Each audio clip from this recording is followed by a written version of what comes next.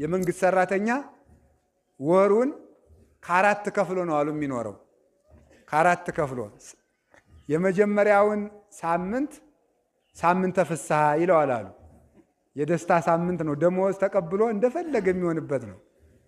የሁለተኛው ሳምንተ ኦዲት ይለዋል። ይሄ ቀረኝ ለብኪራይን ከፍዬ ይሄ ቀረኝ ኦዲት የሚያደርግበት ጊዜ ነው። ሶስተኛው ሳምንተ ፍዳ ይባላል አሉ። የመጀመሪያውን ደሞዝ አልቋል፣ ሁለተኛውም አልደረሰም። አራተኛው ሳምንተ ተስፋ ይባላል።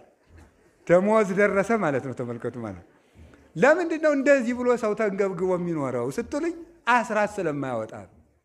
ሲኖረኝ አወጣለሁ ደግሞ ማለት የለብንም። ያለህን ካልሰጠ ቢኖርህም አትሰጥም። እንዲያውም ቅዱስ ዮሐንስ አፈወርቅ የሚለው እግዚአብሔር ዛሬ ያልሰጠህ ነገ ቢኖርህም እንደማትሰጥ ስላወቀብህ ነው ይላል። ብዙ ሲኖርህ የምትሰጥ ከሆነ ትንሽ እያለህ ስጥ።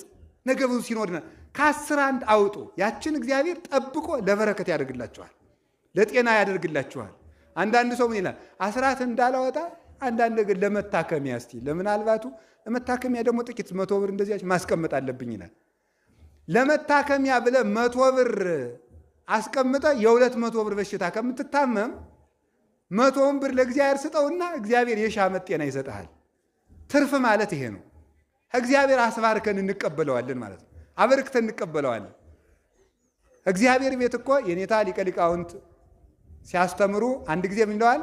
የእግዚአብሔር ቤት የበረከትና የለውጥ ቦታ ነው።